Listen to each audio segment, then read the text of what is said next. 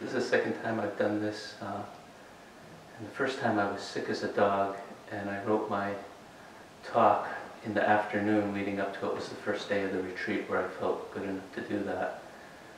So this idea came about for this talk in 2012, and I wrote it this afternoon. I finished at 5 or 7. And that's the story of my life. It's been the story since the first time we had to do a project in elementary school. It was always right up to the last minute. And, that's the way I am. I fought it, I hated it, I suffered with it for my whole life, and I kind of knew, like, that's the way it's going to be, because that's the way it is. So maybe I'm getting some acceptance. So tonight I'll be talking about a subject that's near and dear to my heart, the New England Patriots. I'm not going to tell them. I'm actually going to be talking about Samvega and a related emotion called pasada.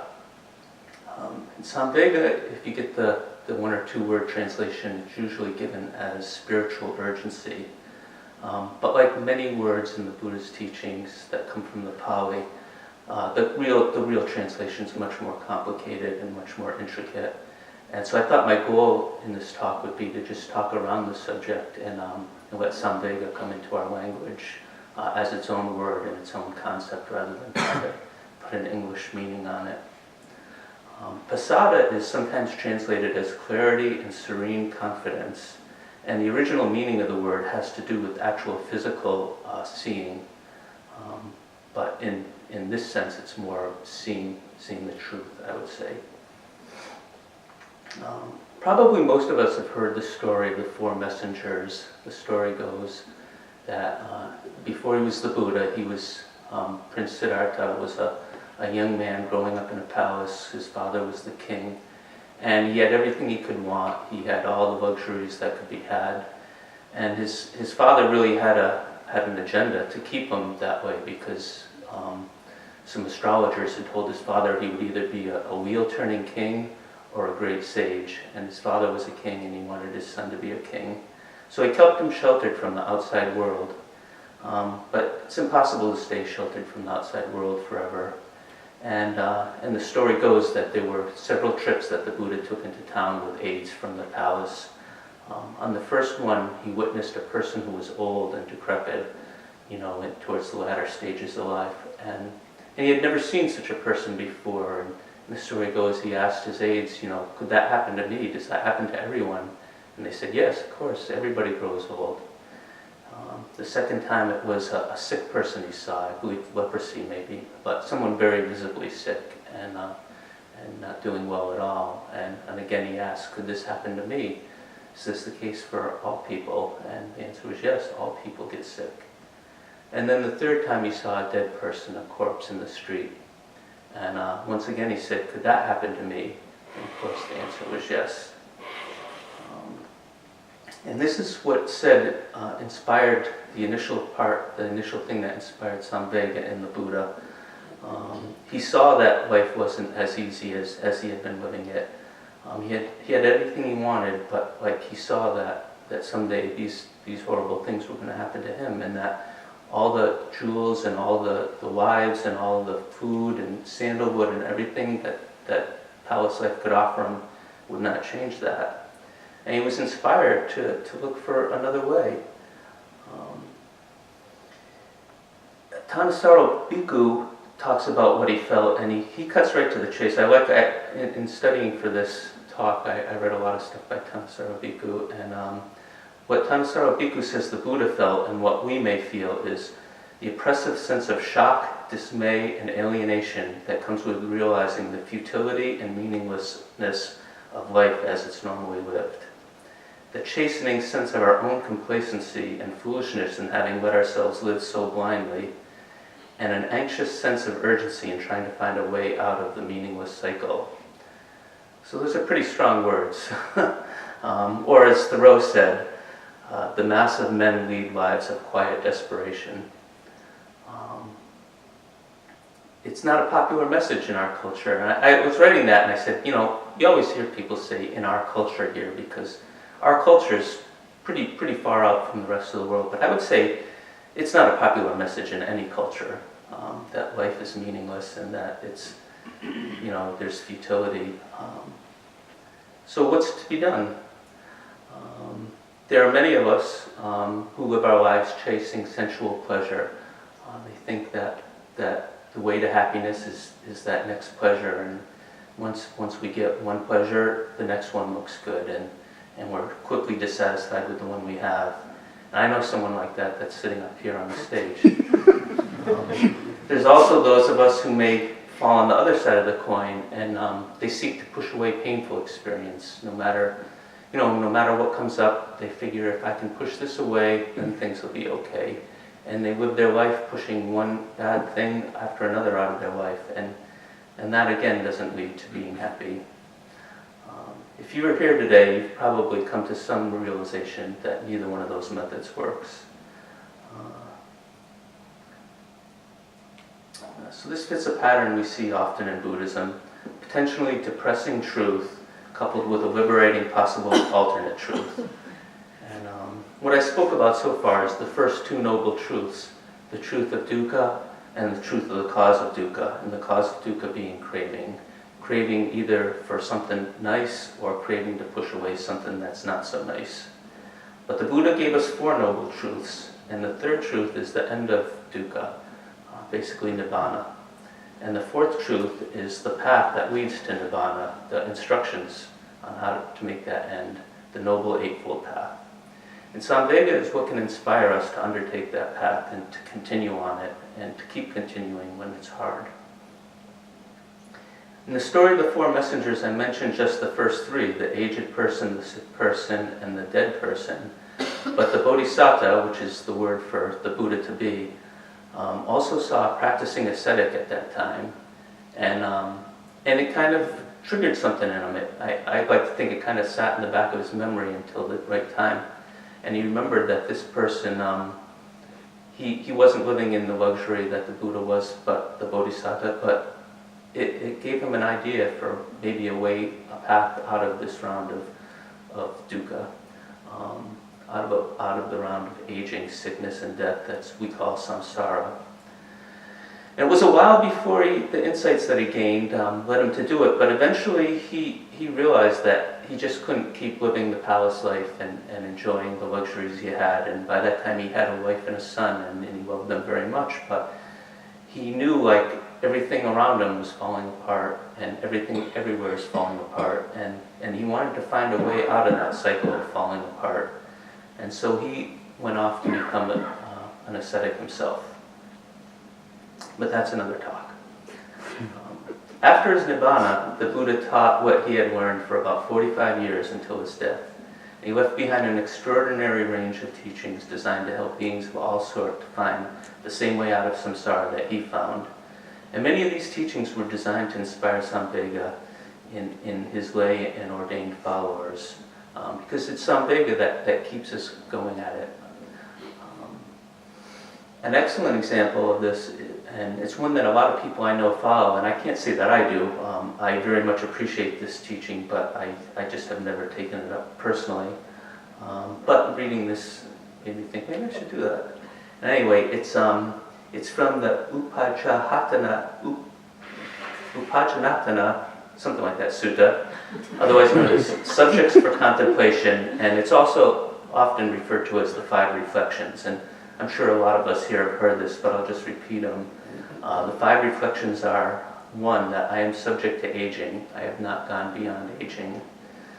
2, that I'm subject to illness, I have not gone beyond illness. 3, I am subject to death, I have not gone beyond death. 4, I will grow different and separate from all that is dear and appealing to me. And 5, I am the owner of my karma, heir to my karma, born of my karma, related through my karma, and have karma as my arbitrator. Whatever I do for good or evil, to that I will fall heir.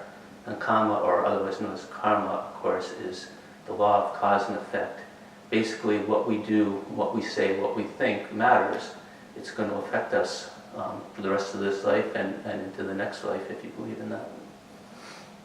So, of course, the first three are the three messengers that led the Buddha to leave the household life and become an ascetic. One of the reasons to reflect on this is to inspire us to seek the goal of Nibbana, not sometime in the future, but now.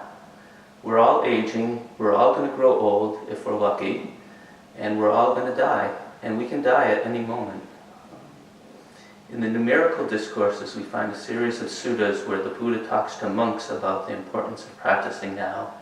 And it's 4 suttas, each with 5 sections, and they're known as the Future Dangers Suttas of the Anguttara Nikaya, numbers 77 through 80.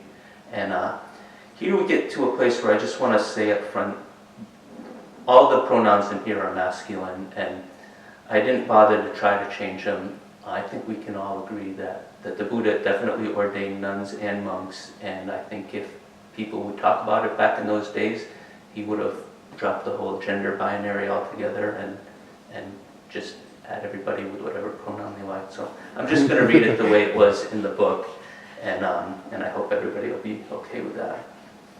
In the first one, he explains 5 ways that a monk may die. And I like the word. I'm going to actually just quote right out of the sutta because I like the way it's worded. He says, "Monks, these 5 future dangers are just enough when considered for a monk living in the wilderness, heedful, ardent, and resolute to live for the attaining of the as yet unattained, the reaching of the as yet unreached, the realization of the as yet unrealized. Which 5? There is the case where a monk living in the wilderness reminds himself of this. I am now living alone in the wilderness. While I'm living alone in the wilderness, a snake might bite me, a scorpion might sting me, a centipede might bite me. Or, stumbling I may fall. My food digested might trouble me. My bile might be provoked. My phlegm, piercing wind forces in the body might be provoked. Or, I might meet up with vicious beasts, a lion or a tiger or a leopard or a bear or a hyena. I might meet up with youths on their way to committing a crime or on their way back. They might take my life. In the wilderness are vicious non-human beings or spirits. They may take my life. That would be how my death would come about. That would be an obstruction for me. So let me make an effort for the attaining of the as yet unattained, the reaching of the as yet unreached, the realization of the as yet unrealized." So we don't know when we're going to die. When we studied the Satipatthana Sutta, I sat the retreat with Bhikkhu Analayo a couple of years ago, and he had us do a practice where with each half breath, we thought this could be the last in-breath, this could be the last out-breath. So we don't know. The person that has a sudden stroke, one breath before that, they had no idea anything was going to happen. So the Buddha's getting at that here. And then the second set of things he talks about is the next discourse in this group of discourses. The Buddha talks similarly about 5 things that will make practice difficult. So he says, you may be young now, but youth fades. You may be healthy now, but illness comes. You may have enough food to practice and feel comfortable now, but famine comes and food becomes scarce. Alms are hard to come by, and it's not easy to maintain oneself by gleanings and patronage. The country may be safe right now, but harmony vanishes, invasions come, dangers arise. The Sangha may be in accord now, but the Sangha can split. These are all things that would make it difficult for the monks to practice. And we can think of things in our own life that might operate in a similar way that could make it difficult for us to practice. So we should bear that in mind. I first got interested to give this talk, and by the way, I've been writing this talk in sitting after sitting after sitting for the last 5 years, and every time I do it, I'm like, at the end of this retreat, I'm going to write the whole talk up, so I'll be ready to give it at a staff retreat, and hence I wrote it this afternoon. But anyway, I was in here in 2012 in August when Steve Armstrong and Kamo Masters were teaching a retreat. And I was sitting right over here when it happened, recording the talk, and Steve gave a talk. And I couldn't remember later what he said in the talk that inspired me and made this feeling arise in me. And I actually dug out, I went online and found the talk the other day and listened to it again. And it brought me right back. It totally inspired me again. But what I knew had happened was something inspired me to say, you know, I'm not doing enough along moving down the path, and I really wanted to be doing more. And I knew that someone on staff, Tom had found the need to leave his apartment, and I figured by that time he would have found a new apartment, and it was really a long shot, but I just said, I'm going to put it out there. And I went upstairs and grabbed a sheet of paper from the half-used paper pile, and I just scribbled out this note to Tom. I said, hey, if you don't have an apartment yet, you can stay at my place from September to December and take care of my cat, and I'm going to see if I can move into the building and participate in the 3-month as much as possible. I had this idea that I could do my job like from 9 to 6, and you know, from 4:30 to 9 I would practice, and then from 6 to 10 I would practice at night. And I said, I'm going to put it out there, you know. And I kind of thought it's not going to work because he's got to have an apartment by now. He'll be out soon. He'll be homeless otherwise. But sure enough, I got off the retreat, and he hadn't found an apartment yet, and he took me up on the offer. And so that was the first time I got to do that. That was 2012, and I sat the 3-month retreat as a working yogi. A few weeks of it I got to practice full time, but most of it I was a working yogi. And it worked out really well because Tom ended up renting a room from me, and he was able to do this for me again in 2013. And the more I practiced, the more I wanted to practice. And I had this idea for a long time that I'd like to sit a 3-month retreat someday, but IMS's policy doesn't make that real simple and easy to do. We basically need all the people we have, and to take 3 months off is a big burden. But I would bring it up at my review every year. Like, you know, are you happy with IMS? Yes. Are you happy with your job? Yes. Is there anything that could be better? And I'd say, I'd like to sit a 3-month retreat.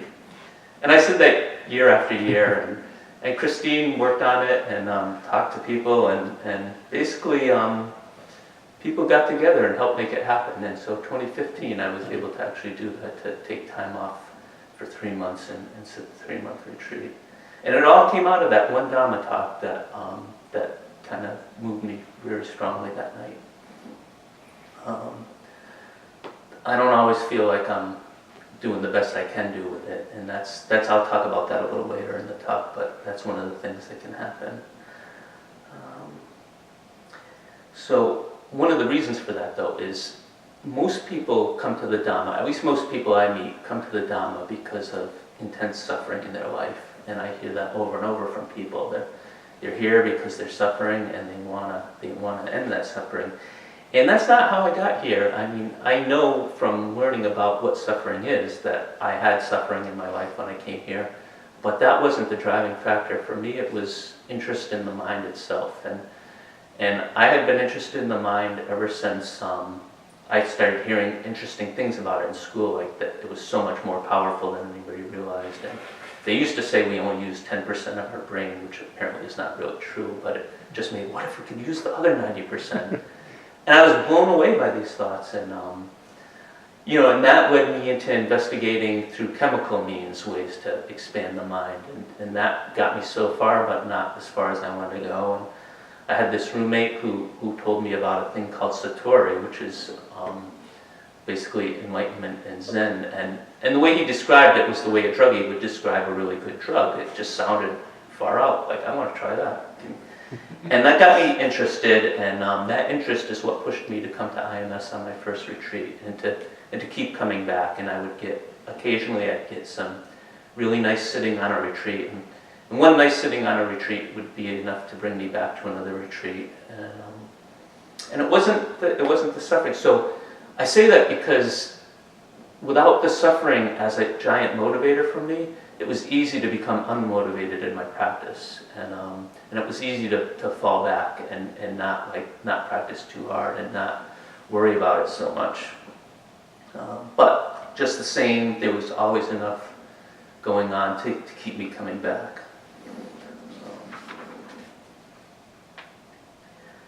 So I'm guessing that everybody that's made it here by now has experienced something like this in their life. Otherwise, why would you be here? Whether you're a volunteer that's coming here to to participate in the Dharma and to serve the Dharma and serve us. We're so grateful for that. Or whether you're a staff person who's come here to make it their career for at least this part of your life, you don't just show up on a Saturday night in a hall with no booze or drugs or dancing or music or anything else for the fun of it. You show up because there's something motivating you, and I think that's Samvega. So what do we do and how is best to proceed? We want to develop Samvega to use it to inspire us to practice in a useful way. And I'm saying we, I'm guessing people here are of the same mind, but if not, then, I'm sorry, no offense, just listen on. But if you do want the goals that Buddhism talks about, you want to do that. You want to develop this emotion and use it usefully. And it can easily happen that we can think of this life of quiet desperation and become depressed and uninspired. And when that happens, we may not be moved to practice. Practice isn't easy for most of us, and especially when you think of, for me, it's formal practice or nothing. I don't do much practice when I'm not on retreat. I don't do hardly any formal practice unless I'm either on retreat or getting paid for it in a staff sitting. I don't go home and have a sitting. I don't do any of that. I do try to bring mindfulness into my life, and that's highly recommended for all of us to do everything with mindfulness, and then you're on retreat all the time. But I definitely would say I don't feel like I'm very good at that. But Samvega can help us. We can cultivate this and try to inspire ourselves to come in and do some formal practice or to do informal practice. We may be inspired, but we may push too much in our practice. And this is not me. I'm kind of on the lazy side, I think. But some people definitely run into this problem. They can push too hard in the practice and become despondent when they wear themselves out, or when it doesn't go the way we want it to go.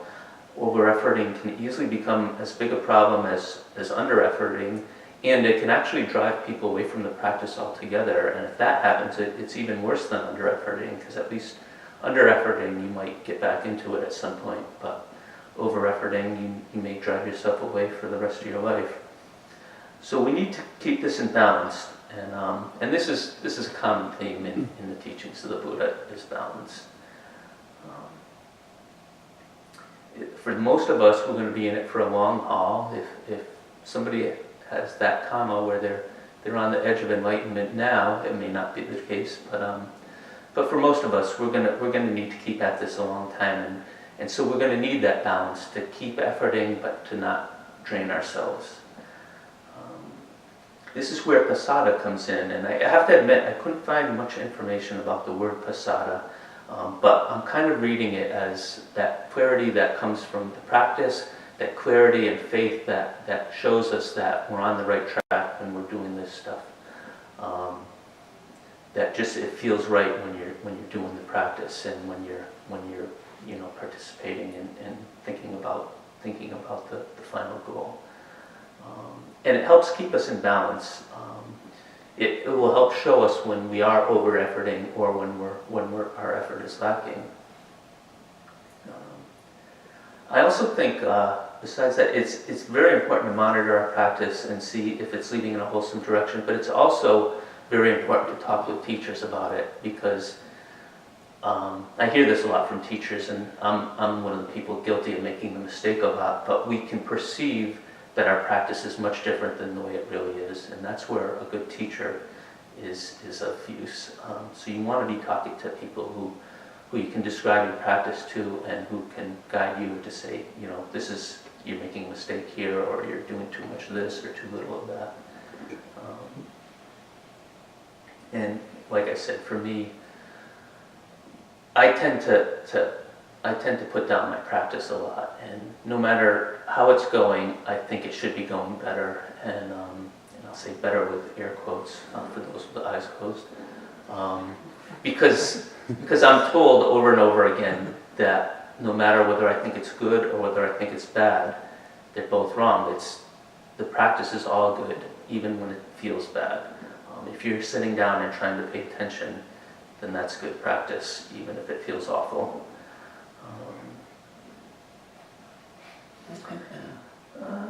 So the path will have moments that we perceive as ups and downs, and it has its own direction, and that direction may not be easy for a long time, and then it may be great for a long time, and the task is to keep going either way. The Buddha addresses this in the Achayika Sutta, or the sutta known as urgent, and he says, there are these three urgent duties of a farming householder. Which three? He says which X number. Which three? There is the case where a farming householder quickly gets his field well plowed and well harrowed. Having quickly gotten his field well plowed and well harrowed, he quickly plants the seed. Having quickly planted the seed, he quickly lets in the water and then lets it out. Now that farming householder does not have the power or might to say, may my crops spring up today, may the grains appear tomorrow, may they ripen on the next day. But when the time has come, the farming householder's crops spring up, the grains appear, and they ripen. In the same way, there are these three urgent duties of a monk. Which three? The undertaking of heightened virtue, the undertaking of heightened mind, the undertaking of heightened discernment. These are the three urgent duties of a monk. Now that monk does not have the power or might to say, may my mind be released from fermentations through lack of clinging sustenance today or tomorrow or the next day. But when the time has come, his mind is released from the fermentations through the lack of clinging and sustenance. Thus, monks, you should train yourselves. Strong will be our desire for the undertaking of heightened virtue. Strong will be our desire for the undertaking of heightened mind. Strong will be our desire for the undertaking of heightened discernment. That's how you should train yourselves. So we can practice really well and really hard, but we don't have the power to say when it's going to pay off. We need to balance our efforts and wholesome desire to seek nibbana, to not fall behind and to not struggle, as it says in the parable of the raft. Samvega can give us virya, or effort, energy. Application of virya can bring pasada, clear seeing, and with these work with satya, or faith, and confidence to keep us moving in the right direction. And as I see it, they all build on each other. Putting in the efforts helps build the energy helps you putting in the effort, and the more you do that, the more faith you have that the whole process works. And faith keeps you applying the Samvega.